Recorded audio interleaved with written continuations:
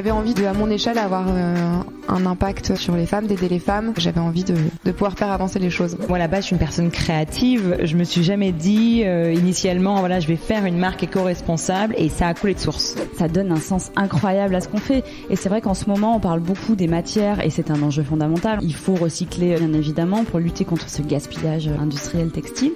Mais on parle un peu moins des hommes, je trouve. Et nous, c'est vraiment cette balance sur ces deux sujets-là qui sont tout autant fondamentaux l'un que l'autre. C'est con, on parle de vêtements. Donc si t'as envie d'une robe rouge, je sais pas, avec des volants drapés, etc., tu peux la chercher pendant 15 jours, le temps de la trouver. T'as pas besoin d'en acheter une que tu trouves directement, qui est neuve. Aujourd'hui, je pense que toutes les marques qui vont se créer ont un devoir moral de faire de leur mieux, ou en tout cas avec un engagement. La clé essentielle du féminisme, je pense, c'est la notion de sororité. Et ça, je l'ai beaucoup développé dans mon travail, avec les femmes avec lesquelles je travaille, mes clientes essentiellement. Et en tout cas, moi, c'est vraiment comme ça que je suis rentrée dans ce métier. Quand j'ai eu des bébés, je me disais, mais c'est quand même dingue, on leur met du benzène sur la peau, quoi. Et donc, je me suis dit, tiens, si un jour je devais faire quelque chose, je ferais des vêtements où il n'y a pas de produits, dans lesquels il n'y a pas de produits chimiques pour les bébés. C'est vraiment quelque chose auquel il faut faire attention. Bienvenue dans Nouveau Modèle. Je suis Chloé Cohen et dans ce podcast, je donne la parole à des femmes engagées. Elles racontent ici leurs histoires, leurs parcours. Elles partagent leurs convictions et leurs combats écologiques féministes pour un monde plus juste, plus responsable et plus durable. Cette semaine, je reçois Alexandra Tiljes, la créatrice de la marque de maillot de bain Anja. Alexandra, vous l'entendrez, est complètement transparente sur sa démarche. Non, Anja n'est pas complètement éco-responsable, mais c'est une marque qui se pose des questions et qui fait des efforts pour réduire son impact écologique. Une fabrication au Portugal, des tissus européens, une nouvelle matière recyclée, un engagement social. Je suis Anja depuis quelques temps déjà et j'ai vu la marque évoluer, se remettre en question et interroger sa communauté. Alexandra s'est posé la question il y a un peu plus d'1 an, à la naissance de son fils, de comment faire mieux en tant que chef d'entreprise. Et c'est aussi ça que je souhaite montrer sur le podcast. Je vous souhaite une très belle écoute. Bonjour Alexandra, Bonjour merci Chloé. Infiniment d'avoir accepté mon invitation pour venir parler sur le podcast. Merci à toi. En plus, tu es la première personne que je revois en vrai pour le podcast depuis la fin du confinement. Ouais, c'est ça, exactement. Donc, je suis très, très heureuse de t'avoir en face de moi. Alors, pour commencer, est-ce que tu peux nous raconter un petit peu d'où tu viens? Où est-ce que tu as grandi? Quel genre d'éducation tu as reçu? Pour qu'on comprenne un peu la personne que tu es. Oui, je suis née à Paris de parents belges. Donc j'ai la nationalité belge. J'ai grandi en banlieue parisienne et une enfance plutôt, j'ai envie de dire, plutôt classique, des parents hyper présents. Ma mère est sculpteur, donc souvent là pour nous, et mon père travaillait dans la banque, mais avec des horaires assez les horaires de marché, donc il était souvent là avec nous. Donc j'ai eu des parents super présents. Et puis j'ai fait mes études à Paris, de nouveau assez classique. J'ai fait Dauphine et puis l'IFM. Et voilà, donc j'ai une nationalité belge. Toute ma famille habite en Belgique. Ma mère est repartie vivre en Belgique. Donc quand je suis en Belgique, j'ai pas vraiment l'impression d'être belge, parce que ma vie est en France et à Paris. Et quand je suis à Paris en France, j'ai quand même l'impression d'être un peu belge et de pas être 100% française parisienne, quoi. Donc je suis un peu Entre deux. Entre deux, ouais. Entre deux. Ok. Et ça a façonné un peu la femme que tu es aujourd'hui, cette ce côté un peu flexible, adaptable. Je suis plutôt assez ouverte sur les autres et plutôt assez sociale. Donc okay. peut-être ça que peut-être c'est une petite influence. Ouais. Ok. Et alors j'ai lu sur ton site que ta grand-mère paternelle dessinait et que ta mère, donc tu l'as dit, est sculpteur. Ouais. C'est elles qui t'ont transmis un peu l'amour du dessin, parce que je crois que c'est toi qui dessines les maillots. Ouais, alors c'est moi qui les dessine. Alors pour l'année prochaine, là, j'ai fait appel à une styliste parce qu'on se développe et que du coup la marque se développe, et donc j'ai décidé d'externaliser un peu le dessin, mais tout en étant en lien quand même avec les décisions et les choix du style. Mais effectivement, ma grand-mère paternelle a pris des cours aux Beaux-Arts, elle dessinait extrêmement bien, et ma mère sculpteur dessine ses pièces avant de les sculpter.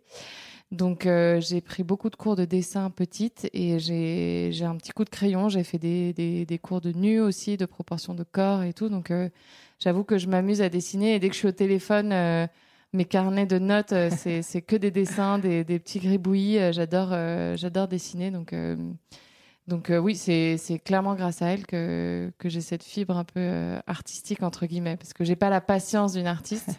Quand je vois ma mère sculpter pendant des heures sur la même pièce, moi, je m'énerve très rapidement. Donc, j'ai pas leur patience, mais j'ai le petit... la sensibilité, voilà. artistique. Voilà. Ok. Et est-ce qu'on te parlait de mode quand tu étais plus jeune ou comment on t'en parlait ?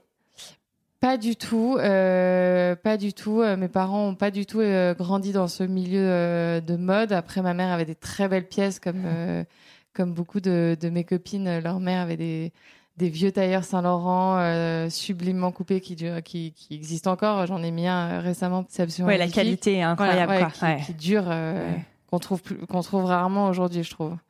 Mais donc j'ai eu quelques pièces assez mémorables de fringues de ma mère, mais globalement j'ai pas grandi dans ce milieu-là. Ma mère est pas du tout orientée business ni mode. Elle honnêtement c'est pas une modeuse, et mon père était dans la banque, donc vraiment pas du tout dans le milieu. Non. Ok. Et toi, tu t'y es intéressée comment, du coup ? Eh bien, moi, c'était grâce à mon entrée à l'IFM. En fait, je partais pour faire des cosmétiques. J'ai fait tous mes stages chez Clarins, Estée Lauder, By Terry, Dior, voilà. Et puis j'ai fait l'IFM, et en fait l'IFM est clairement orienté mode. Et on avait des intervenants absolument incroyables. Et en fait, ça m'a ouvert les portes de ce monde, et que j'ai trouvé assez fascinant. Mais j'ai toujours choisi l'option cosmétique. Mais tous mes métiers ont été dans les cosmétiques. Mais voilà, c'est vrai que l'IFM m'a... Ouais, il y avait cette petite graine peut-être au coin de ta tête. C'est ça. Voilà. Et puis, on était souvent en lien avec la partie design de l'IFM, qui faisait des choses absolument sublimes. On allait souvent à des expos, on faisait des voyages autour de la mode, on est allé en Espagne, on est allé voir plein de marques espagnoles. Enfin, vraiment, c'est ça qui m'a un peu mis dedans. Ok, très bien. Donc tu l'as dit, t'as fait ta carrière dans les cosmétiques, donc chez By Terry, 2 ans et demi chez Make Up Forever, si je dis pas de bêtises. Et ensuite tu t'es lancée dans l'aventure entrepreneuriale. Est-ce que tu te souviens dans quel état d'esprit tu étais au moment où tu as décidé de te lancer ? Complètement.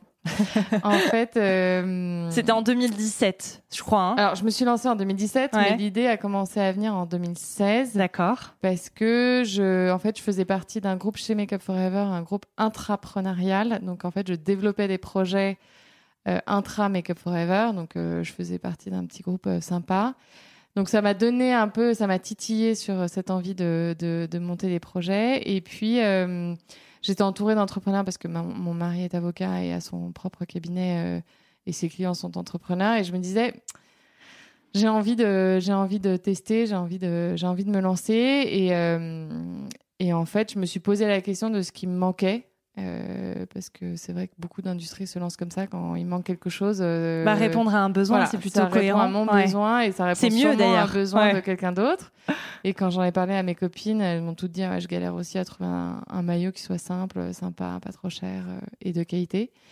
Et du coup, je me suis dit il doit y avoir un petit marché, mais je commençais doucement, je faisais ce qui m'amusait. Moi, je suis une marketeuse, donc j'ai fait mon positionnement, toute mon étude concurrence, mon positionnement prix, mon nom, enfin tout ce qui m'amusait un peu. Ouais.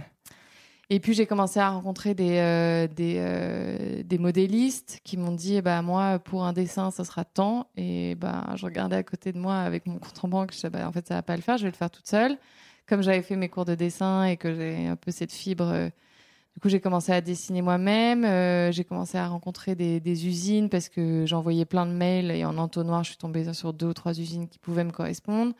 Et en fait, petit à petit, j'avais déjà un pied dedans.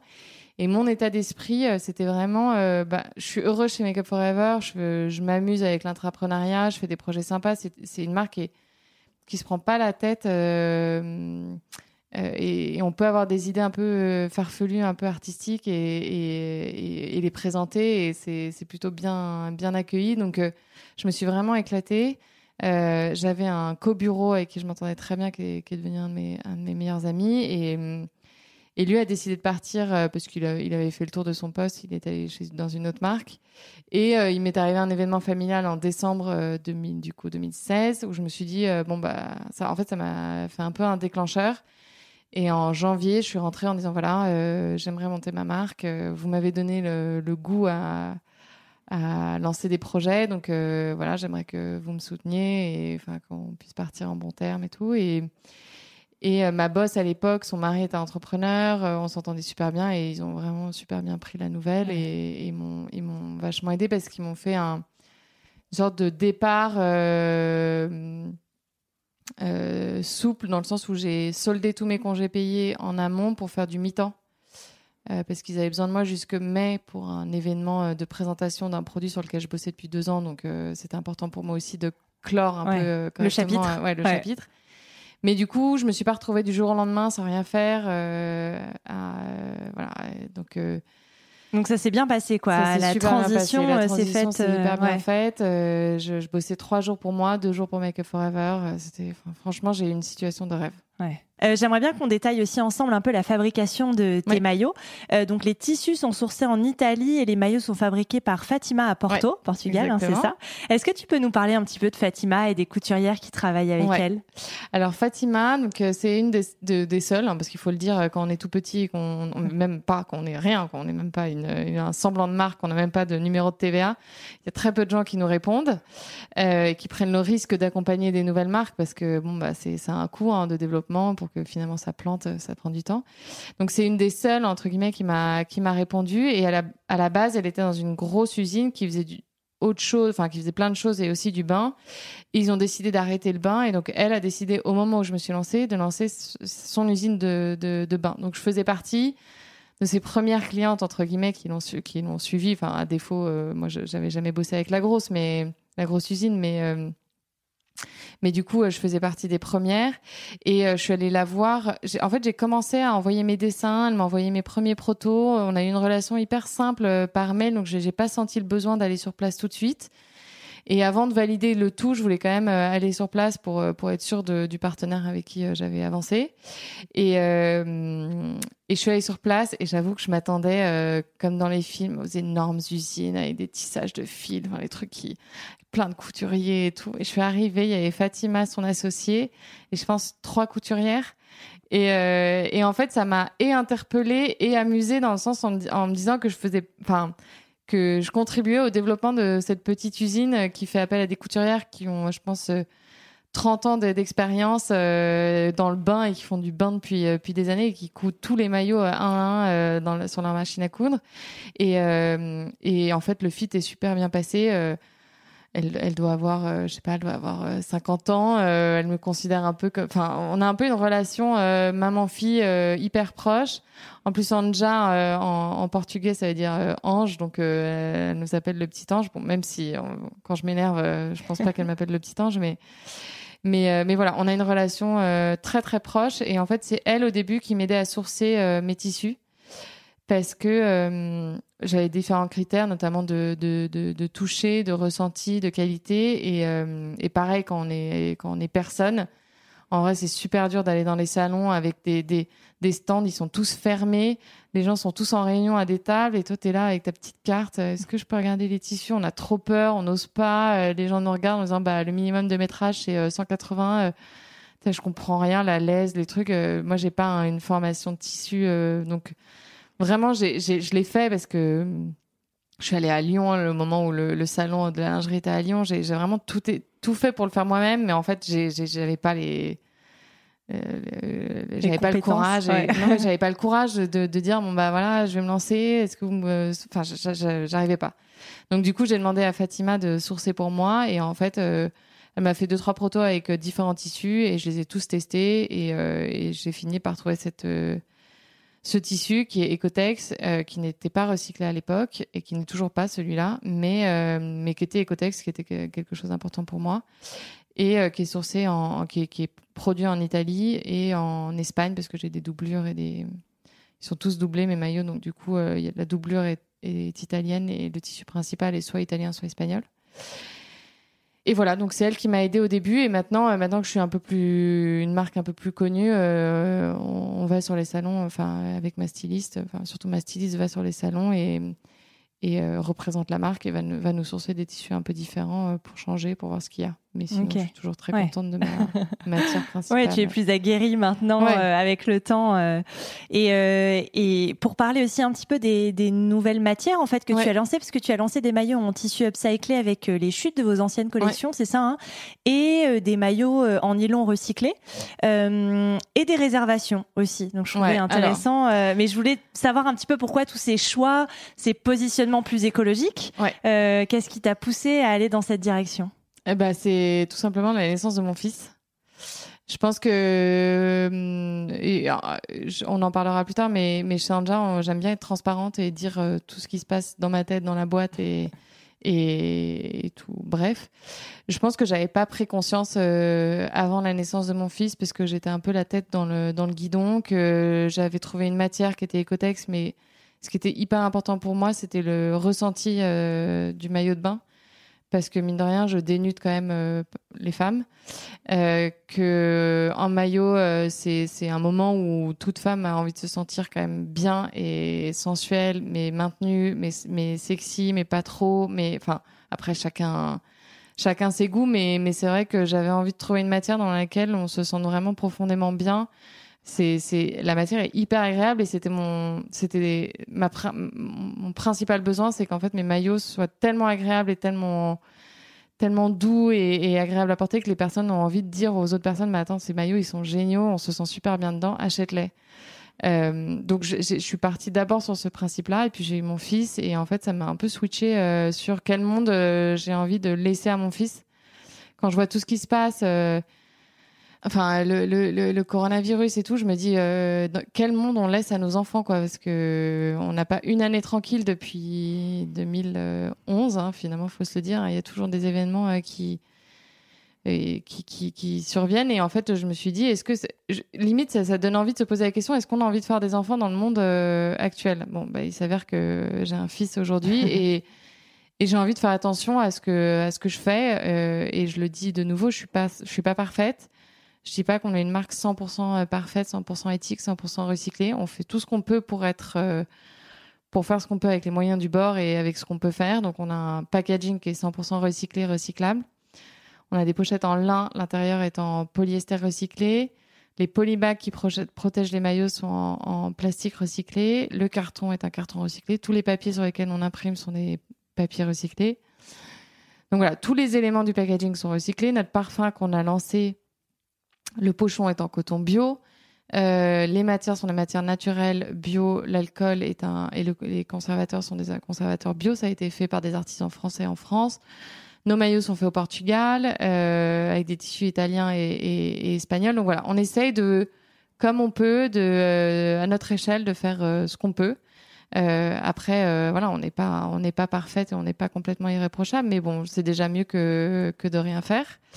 Et donc oui, la matière recyclée, en fait, j'ai commencé à m'y intéresser du coup l'année dernière, mais je trouvais pas, je m'y suis intéressée un peu avant parce que mes fournisseurs me présentaient des matières recyclées, mais en fait à chaque fois je trouvais qu'elles étaient rêches, dures, pas agréables à porter, et en fait ce côté le maillot doit être une seconde peau, on doit s'y sentir tellement bien dedans, j'arrivais pas à switcher le pas de la matière recyclée pour le principe d'avoir une matière recyclée, au détriment du bien-être de mes clientes, quoi. Parce que vraiment, mes matières, je ne trouvais pas de matière qui me convenait, qui sèche rapidement pour pas que ce soit que du coton.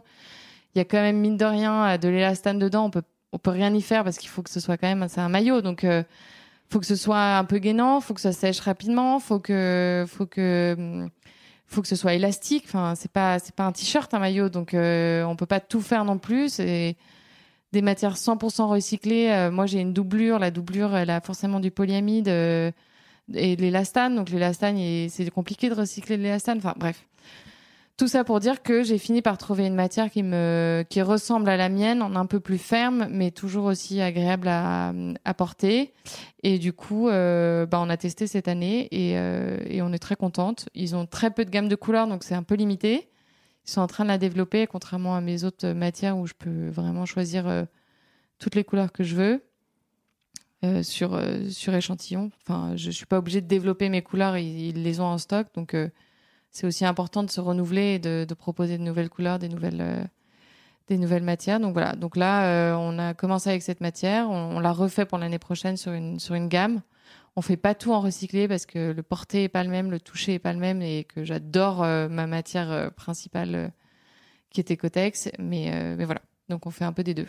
Ok. Et de l'upcycling aussi? Alors j'ai oui, vu ça. l'upcycling, effectivement. En fait, on a repris toutes nos chutes de tissu qui nous restaient en stock. Bon, il y a des modèles où on avait 10 pièces, d'autres on en avait beaucoup plus. Et en fait, on a fait sur notre modèle le vertigineux, qui est notre modèle phare. Donc du coup, on s'est dit on va prendre tout ce qui nous reste et on va le faire sur ce modèle vertigineux qui est top parce qu'en plus les bretelles sont réglables, donc en fonction des longueurs de buste. Comme ça, c'est pratique. Hyper pratique. Et voilà, on est en train de lancer une marque de beachwear, enfin une ligne de beachwear qu'on lance dimanche. C'est des tissus qui ont été sourcés à Paris dans le Marais, qui ont produit chez une de mes copines qui a une usine à Aubervilliers. Et voilà, donc voilà, on essaye d'avoir de la proximité, d'avoir des partenaires qui ont une certaine éthique, qui traitent bien leurs employés. Enfin voilà, et comme moi, je traite bien mes employés. Enfin, c'est un cercle vertueux, quoi. Ouais, bien sûr, oui, l'humain est hyper important. On a tendance à l'oublier, parfois à le mettre derrière l'écologie, mais c'est tout aussi important et c'est bien de le rappeler dans la mode qu'on appelle responsable, quoi. Et c'est vrai que je voulais aussi voir avec toi, parce que c'est vrai que le maillot de bain, c'est quand même un produit très particulier. Déjà, c'est saisonnier. Et puis, il y a autre chose aussi, c'est-à-dire qu'un maillot de bain, tu peux pas te permettre qu'il arrive en septembre après les vacances à la mer. Je veux dire, un t-shirt, moi parfois j'achète en précommande parce que ça me dérange pas du tout d'attendre 3 mois pour le recevoir, qu'il arrive en juin ou en octobre. Finalement, c'est pas grave. Le maillot de bain, c'est un peu plus embêtant si t'as prévu des vacances à la mer. Du coup, comment parce que t'as lancé des réservations, je me demandais s'il y avait aussi une volonté derrière parce que les stocks, le gaspillage, j'imagine que ça doit pas être évident de gérer cet équilibre-là. En fait, c'est ma problématique. En fait, c'est pas du tout fait exprès les réservations et c'est pas du tout dans un état d'esprit de responsabilité. Je le dis très objectivement. J'ai un modèle, comme tu le dis. Tu pars la semaine prochaine en vacances. Soit tu vas chez Janja parce que t'aimes bien son maillot. S'il y a pas, tu pars la semaine prochaine. Tu vas chez ma concurrente. Ou mes concurrents. Donc, je peux pas avoir ce système de précommande. J'ai comme tu dis, un produit qui est trop particulier. J'aimerais bien, mais c'est pas le cas. Moi, il faut que j'ai des quantités qui puissent me tenir tout l'été. Donc, ce qu'on fait, nous, c'est que, on passe des commandes. Là, typiquement, tu vois, je suis en train de passer des commandes pour l'été prochain. Parce que j'ai présenté mes nouveautés aux Galeries Lafayette qui ont passé commande et du coup, j'en profite pour passer ma commande au même moment. Mais c'est un peu Madame Irma, quoi. Enfin, voilà, je pense que ce modèle va marcher, je pense que cette couleur va marcher. Je demande au bureau, voilà les filles, quelle couleur vous achèteriez sur les 4 et puis on les classe et on dit on met un maximum de quantité sur cette couleur-là parce que sur un ratio de 10 personnes, il y en a tant qui achèteraient, donc je le fais comme ça. Après, les ratios de taille, j'ai quand même 3 ans de vente, donc je peux jouer avec mes tailles en fonction des modèles et des coupes. Je sais à peu près comment répartir mes tailles. Mais non, je le fais un peu au petit bonheur la chance. Et je commande énormément de quantité parce que les réassorts, là, typiquement, en fait, ce qui s'est passé là, j'ai fait des pré-réservations parce que on avait beaucoup de quantité. Pour nous, le coronavirus et le confinement a eu un effet assez positif, entre guillemets, dans le sens où il a fait beau. Notre logisticien continuait à bosser et à livrer. Donc, il y a eu une sorte d'élan d'achat sur Internet. Et c'est le cas de beaucoup de mes copines qui ont des marques sur Internet. Ça a explosé. Nous, on a explosé pendant le confinement. À tel point que, du coup, on est en rupture de stock sur quasiment tout notre site. Donc là, on avait prévu de faire des réassorts qui devaient arriver avril-mai. Sauf que les usines de tissus en Italie et en Espagne ont fermé. Mon usine continuait à bosser, mais elle avait plus de tissus. Donc du coup, là, elle essaie de rattraper le retard. Donc les tissus arrivent en retard. Nous, on n'a plus rien à vendre sur le site. Les tissus arrivent en retard. Donc du coup, on s'est dit, on va faire des réservations sur les quantités qu'on avait déjà prévu d'acheter.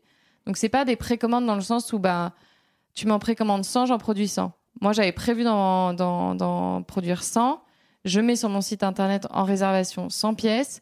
Et ben, quand c'est parti. Je peux pas en produire plus parce que j'ai pas de sourcing tissu. J'en ai plus, quoi. Donc là, j'ai fait des réservations parce que mes modèles ont pris du temps à arriver. Ils continuent à prendre du temps à arriver. Mais c'est des modèles qui ont été déjà commandés. Donc, je voulais pas qu'ils arrivent tous en juillet et tout balancer en juillet et que tout le monde ait choisi déjà ses maillots chez la concurrence, quoi. Donc, en fait, j'ai lancé les pré-réservations pour réserver tous les modèles qui allaient arriver en prod et en disant, bah voilà, vous serez livré telle date. Donc, si la personne partait avant en vacances, bah tant pis. Et au moins, si la personne le voulait vraiment, bah elle sait qu'à telle date, elle sera livrée et du coup, elle l'aura pour ses vacances. Mais au moins, elle a réservé sa pièce qu'elle attendait depuis un certain temps parce qu'on est souvent en rupture parce que je fais pas non plus d'énormes quantités par modèle.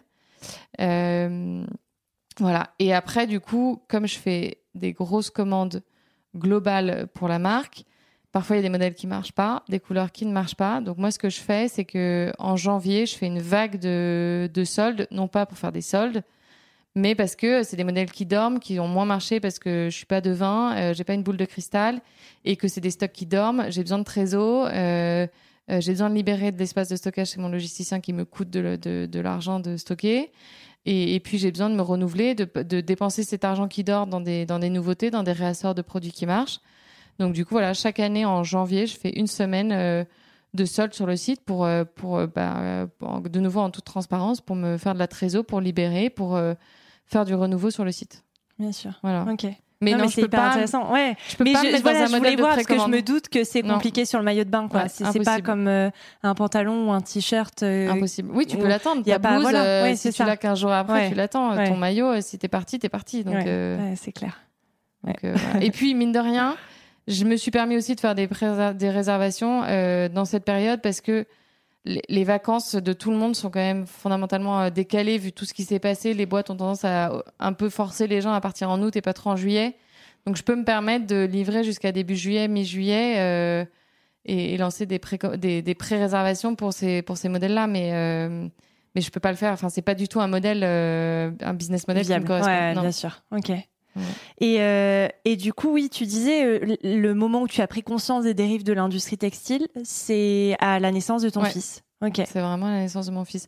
Je faisais, chez moi, je commençais à faire le tri parce que bon, voilà, c'est devenu une limite un réflexe maintenant de faire le tri. C'est plus, enfin, mais vraiment la prise de conscience de, bah moi en tant que dirigeante de boîte et ce que je suis en train de créer et ce que je suis en train de faire, il faut que je fasse attention à ce que je suis en train de faire. Ok. Et il y a un autre aspect, moi, que je voulais aborder avec toi, parce que je le trouve intéressant. Vous reversez aussi 1% de votre bénéfice au Secours populaire. C'est intéressant parce que j'aime bien aussi les engagements, enfin l'engagement social d'une entreprise que je trouve qui est hyper important.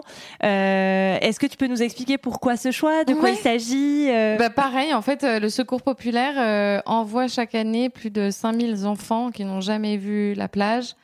À la plage, enfin voir le sable, la mer, c'est des enfants qui n'ont pas l'occasion de vivre ça. Donc du coup, on reverse 1% de nos bénéfices à cette partie du Secours populaire.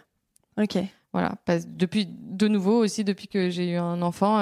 C'était important pour ça. J'ai mis ça en place. Ouais. D'accord. Voilà. Oui, il y a eu vraiment un avant, un après. Ouais. Bah ça m'a bien chamboulé l'arrivée de mon fils dans plein de sens et plein de termes positifs et négatifs et ça m'a fait prendre conscience de pas mal de choses. Ouais. Ok. Et donc voilà, on en vient aussi à la question de la transparence parce que c'est vrai que tu le dis, enfin on l'a entendu, tu l'as dit beaucoup là pendant notre discussion, c'est beaucoup écrit aussi sur ton site internet, donc on sent que c'est important pour toi. Quelle est ta définition du coup de la transparence? Parce que est-ce qu'on peut tout dire? Est-ce qu'on dit Moi, tout? c'est l'honnêteté en fait. Ouais. C'est juste de dire là typiquement on devait livrer des modèles qui étaient en pré-réservation, on devait les livrer lundi. Bah mon colis est bloqué, mon colis UPS qui devait arriver a été bloqué, bah je l'ai communiqué à mes clientes. Et c'est rien en fait, c'est juste de l'honnêteté de dire bon bah je suis désolée, vraiment on fait tout ce qu'on peut, mais là je monte la photo du relevé UPS pour dire bah voilà mon colis est bloqué, on fait tout ce qu'on peut pour se dépêcher, on est désolé. On a glissé un parfum produit vente dans tous les colis pour se faire pardonner. Mais je trouve qu'en fait, ça fait partie aujourd'hui. Ce qui est important dans une marque, c'est de créer un lien avec les clientes, parce que sinon, on a une marque comme une autre. Et je trouve que l'honnêteté, mais dans tous les sens du terme, on a fait en janvier avec les soldes. J'ai fait une newsletter pour dire voilà, on a fait le meilleur mois jamais fait chez Anja. Grâce à vous, grâce à votre soutien, on a fait tant de ventes, on a vendu tant de maillots, on a fait plus machin, tant de pourcents et tout, parce que c'est ma vie, on est une toute petite structure, on est en train de grandir, et c'est grâce à ces clientes que je suis là où je suis. Donc en fait, elles font partie du développement de la marque. Et en fait, le jeudi, c'est votre avis. Et on demande beaucoup aux clientes de l'aide sur comment améliorer notre site, comment le modèle là, est-ce que vous l'aimeriez plutôt comme ça ou comme ça, quelle couleur vous avez envie de voir l'année prochaine, on a un problème sur ça, qu'est-ce que vous en pensez, et je trouve que c'est hyper appréciable, c'est hyper agréable de voir en fait les aléas, mais comme les bonheurs, quand on est contente, quand on fait un dîner pour fêter des beaux chiffres, je fais une story parce que c'est important de montrer la vie de la boîte. Après, la transparence, sur le site, il y a une transparence des prix aussi pour montrer la structure de mes prix. Pour comment tu répartis les prix. Voilà. Ouais. Et c'est pour montrer en fait que la marge que je fais, faut arrêter de se dire elle s'en fout plein les poches. Non, en fait, l'argent que j'ai, et je le dis sur le site, l'argent que j'ai, il sert à rembourser l'emprunt que j'ai fait, à payer mes salariés, à payer le loyer de la boutique, à payer toutes les nouvelles prods, à payer un pop-up, un événement, une agence presse, un prestataire externe. Enfin, tout cet argent où on pense disons qu'il marge, en fait, il y a un moment où il faut que la boîte se fasse un peu d'argent pour pouvoir réinvestir et grandir. Donc voilà, là, je commence à peine à me payer au bout de 3 ans de marque. Donc c'est pas... Et pour moi, ça fait partie du jeu de on est une petite marque, vous avez grandi avec nous, vous avez le droit de savoir ce qui se passe. Après, je pousse pas la transparence. Il y a des gens qui m'écrivent en me disant est-ce que tu pourrais m'envoyer le nom de ton fournisseur ? Non. Enfin, mais là, on va aller à Porto. Je vais faire des stories dans tous les sens de l'usine parce que c'est important de voir ce qui se passe, quoi. Et puis ça amuse les gens de voir ce qui se passe aussi. Ça donne envie, ça donne des idées aussi à des gens qui ont envie de se lancer. Ça renforce le lien avec une marque versus une autre. Et puis je suis comme ça moi en perso. J'ai pas de filtre. Je dis quand ça va pas, je dis quand ça va. Tout le monde me dit que je m'engueule jamais avec mon mari, que c'est pas normal. Si, parce qu'en fait, dès qu'il y a un problème, il est mis sur la table et on en parle tout de suite et c'est fini. Au lieu de ressasser, de garder pour soi, de s'enfermer comme une carapace, tout sort, moi. Donc, en fait, voilà. Après, j'ai ma marque Anja où je dis beaucoup les choses et puis j'ai ma vie perso et je raconte très peu de ma vie perso. Mon fils, on le voit jamais en photo. Je fais vraiment une part des choses. Entre les deux. Il y a ta marque et puis il y a toi en tant que personne. Après, pour rester proche de sa communauté, j'imagine qu'il faut aussi garder ce côté taille humaine de l'entreprise. Oui. Donc ça doit toujours être on veut grandir, mais on peut pas. Enfin, l'objectif c'est pas forcément d'exploser et voilà d'avoir des boutiques partout dans le monde entier. Enfin, c'est pas du tout mon objectif. Moi, mon objectif c'est de grandir doucement mais sûrement. D'avoir des bases hyper solides avant de s'emballer dans tous les sens.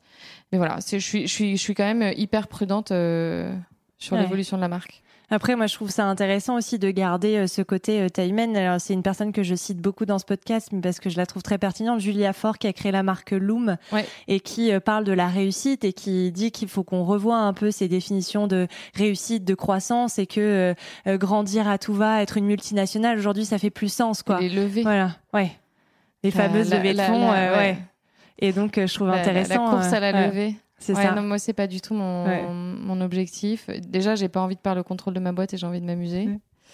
Et en plus de ça, aujourd'hui, on fait des investissements qui sont smart. On a de la dette bancaire, mais on y va doucement, mais sûrement, et ça marche pour l'instant. Donc voilà. Puis comme ça, tu restes proche de ta communauté et tout, donc ça a quand même ses avantages. Et même s'il y a eu donc la naissance de ton fils qui a chamboulé un petit peu, je voudrais savoir comment ont évolué tes convictions écologiques, mais que ça soit personnel, mais aussi pour la marque, pour comprendre un peu vers où tu te diriges, qu'est-ce que tu aurais envie d'améliorer, qu'est-ce que tu aurais envie de changer, est-ce qu'il y a des choses à court terme, long terme, moyen terme qui vont évoluer parce que tes convictions ont changé? Je dirais, alors déjà nous on a un peu switché de positionnement en décembre l'année dernière. On est passé d'une marque de maillot à une marque d'évasion en fait. L'idée est que Anja soit une marque. Anja, en fait, le produit, le maillot représente fondamentalement 2% de notre temps. Enfin, en vrai, les vacances, tout ça, c'est quand même une portion très infime de notre temps. On a quand même notre routine quotidienne et notre travail et tout. Mais c'est le moment où, déjà, c'est un moment où tu te fais tout le temps plaisir quand tu es en maillot. Que ce soit à la plage avec des potes, avec ta famille, pour aller faire un spa, pour aller nager, pour prendre du temps pour toi. C'est toujours des moments qui sont agréables.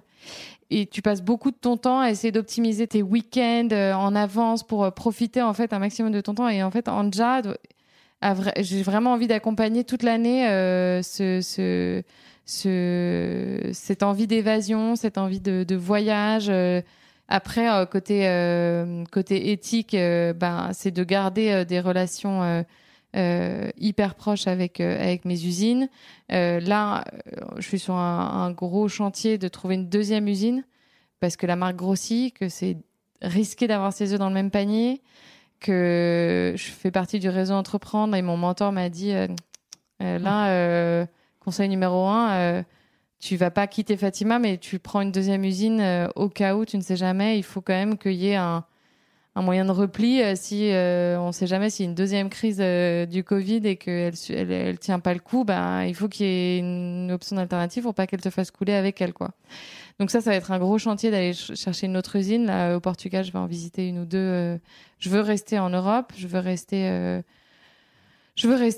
Portugal parce que j'adore leur manière de bosser. Je trouve qu'ils bossent super bien. C'est un beau pays. Ils sont spécialisés dans la confection de beaucoup de nos produits quotidiens. Donc voilà. Et après, en termes de respect écologique, j'essaie de développer un maximum des collections responsables, de faire de moins en moins de gâchis, mais voilà, d'essayer de jouer entre ce côté stock, pas de stock, collection recyclée, mais aussi pas que, parce qu'on n'est pas que une marque 100% recyclée et que c'est pas notre positionnement non plus, mais essayer de réduire la consommation de bouteilles au bureau, de papier, d'emballage. On n'imprime plus rien. Si on doit signer des choses, on passe par DocuSign. Enfin, on fait plein de choses pour essayer de minimiser notre impact au quotidien et sur le long terme dans cette lignée de faire voyager, si on peut encore voyager un jour. Ce serait bien. Ouais. Et personnel, ça a eu aussi, d'un point de vue personnel, pas que sur la marque, tu as aussi changé des choses dans ta vie de tous les jours? Alors je consomme moins et mieux. Je vais au marché, je fais bosser mes petits primeurs du coin. C'est vraiment tous les samedis, c'est notre plaisir à nous d'aller chez le fromager, chez le boucher, aller acheter tous nos produits en locaux. Après recycler, faire le tri, je le faisais déjà. Les machines, je fais attention au nombre de machines que je fais, à l'heure à laquelle je le fais.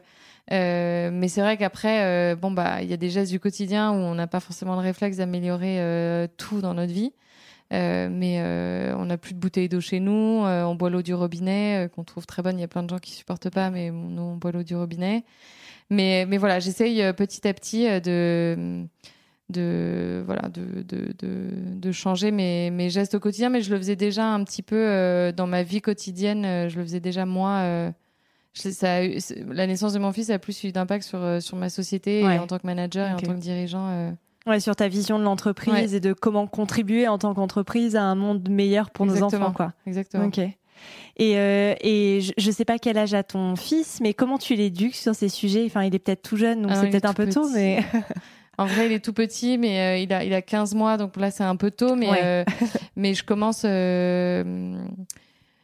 il a tendance à... Là, il déchire les livres et j'essaie de lui expliquer que les livres, non seulement c'est des cadeaux, c'est des objets précieux, c'est censé durer dans le temps, c'est des beaux beaux objets, donc prendre soin de ses affaires pour essayer de les faire durer le plus longtemps possible. Après, j'avoue que 15 mois, là, c'est un peu compliqué. Après, il va voir, nous, notre façon d'être et de consommer. Donc après, je le nourris, j'achète quasiment pas de petits pots, je fais tout moi-même à la vapeur. Donc j'essaye d'acheter des légumes et de faire tout moi-même à la maison. Voilà, on fait comme on peut. On fait comme on peut, mais là, il est un peu jeune. Ouais, là, il est un peu jeune. Ouais, il est un petit peu Effectivement, 15 mois. Mais comme je savais pas quel âge il avait, c'est pour ça que je te pose la question, pour savoir si il y avait déjà eu, parce que j'imagine que c'est pas évident, que maintenant les nouvelles générations vont grandir un peu avec cette, cette conscience écologique. Ça va être un peu naturel chez eux de faire attention. J'espère en tout cas. Ouais. Et j'aimerais aussi qu'on parle d'un aspect de ta marque. On en avait rapidement discuté au téléphone quand on avait échangé la première fois, parce que tu as vraiment pensé Anja pour toutes les générations de femmes. Tu me disais, moi j'ai envie que ma maman porte mes maillots Anja, et tu avais prévu, je sais pas si c'est toujours le cas avec tout ce qui s'est passé, un shooting avec les mannequins de 70 ans, tu m'avais dit, ou... Non, en fait là, notre shooting là de la collection hiver de l'année dernière et de cet été, on est parti avec Guylaine qui a fêté ses 70 ans, et c'était important pour moi de montrer que je répondais aux féminités de tout âge, en fait, parce que cette marque, je l'ai faite pour moi, je l'ai faite pour ma mère. Je suis trop contente de voir ma mère dans mes maillots de bain, de voir les copines de ma mère dans mes maillots de bain. Et je trouve que la féminité, elle a pas d'âge, et c'était important pour moi d'avoir une mannequin plus âgée. C'est super rare quand même dans l'industrie textile et dans la mode de voir des femmes de plus de, allez, on va dire 30 ans défiler ou poser, quoi. Donc non, c'était et puis c'était sympa, on s'est bien marré. Elle, ça l'a fait trop plaisir, elle a des bons souvenirs, et puis mes maillots lui vont trop bien, donc c'est sympa de voir qu'à toutes les générations. En plus, nous on a une boutique qui est dans le 16e à Auteuil. Donc, on a une clientèle un peu plus âgée que celle du Marais, par exemple. Et du coup, elles viennent essayer leurs maillots. Et en vrai, je les regarde avec des yeux écarquillés. Ça leur va tellement bien. Enfin, c'est un bonheur de les voir porter les maillots. Donc, je fais des modèles plus ou moins échancrés pour pouvoir répondre à tout type d'envie, en fait. Parce qu'il y a des femmes plus ou moins pudiques. Et en fonction de leur âge aussi, il y a des personnes qui ont plus envie de se dénuder comme elles se dénudaient avant. Donc, je fais des modèles plus ou moins décolletés pour répondre aussi à notre tranche d'âge. Notre cœur de cible chez Anja, elle a 30-35 ans. En moyenne, quand on voit nos ventes et tout, c'est 30-35 ans. On a baissé un peu avec nos soldes parce que je pense qu'on a un prix aussi qui fait qu'on se coupe de la génération 18-25. Mais on monte jusqu'à 70-75 ans. C'est chouette.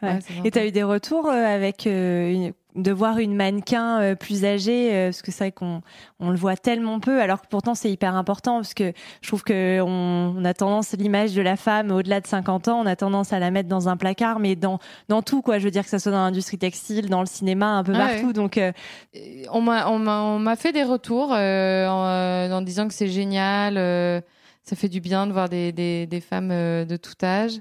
Après, je pense que c'était tellement dans l'ADN de la marque Anja, où je répète à tout va que c'est toute féminité de tout âge, que c'était pas si surprenant que ça de la part d'Anja. Et voilà.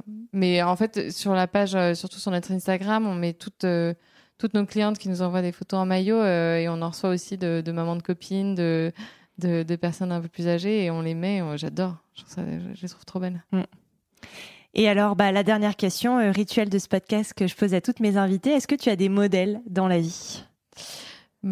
Au-delà de mes parents, entre guillemets, qui m'ont donné un modèle perso, c'est-à-dire une communication, je pense que cette transparence, je l'ai grâce à eux, parce qu'on a toujours énormément communiqué. Je dirais Marc Simoncini. J'ai lu son bouquin il y a 1 an et demi, 2 ans, et en fait, c'est un génie. C'est un génie. C'est quelqu'un qui n'a pas forcément d'ego, qui est le premier à dire que pour être une boîte qui marche, il faut s'entourer de gens meilleurs que nous, et c'est tellement vrai. Enfin, c'est avoir l'absence d'ego, de dire moi je suis un chef d'orchestre, et en fait j'ai des gens exceptionnels dans mon équipe qui font que on est une équipe gagnante, quoi. C'est pas en étant manager, en disant, attends, si je prends une personne qui est meilleure que moi, elle va me faire de l'ombre. Non, je prends une personne qui est meilleure que moi dans son domaine et qui va faire que la marque, elle va prendre un autre élan, quoi. Et de dire aussi, il a vachement parlé de toutes ces boîtes qu'il a montées, qu'il a échoué et tout, et que les échecs, en fait, sont tellement plus formateurs que les réussites. Et son bouquin est top. Donc, n'hésitez pas à le lire. Tu le recommandes. Ouais. Et voilà. Et c'est marrant parce qu'il a fait une vidéo récemment sur Instagram en disant la différence entre les gestionnaires et les entrepreneurs. Les entrepreneurs, ils disent et les gestionnaires, ils disent mais. Voilà. Et toi, tu es dans quel... Moi, je suis plutôt et Lucie, avec qui je bosse, elle est plutôt mais. Ok. C'est bon, c'est bien comme ça. Ouais. C'est comme ça, ouais. Vous êtes complémentaires. Exactement. Ok. Voilà. Et écoute, merci infiniment d'avoir répondu à toutes mes questions. Merci à Alexandra d'avoir participé à cet épisode de Nouveaux Modèles et merci à Thomas Langlin, notre ingénieur du son. Si vous aimez l'émission, dites-le moi avec des mots doux et des étoiles sur vos applications préférées et parlez-en autour de vous. C'est ce qui m'aide le plus à faire connaître le podcast. Pour ne louper aucun épisode, rejoignez-nous sur Facebook, Twitter et Instagram @nouveaumodèle.podcast. Je vous dis à très bientôt pour rencontrer un nouveau modèle.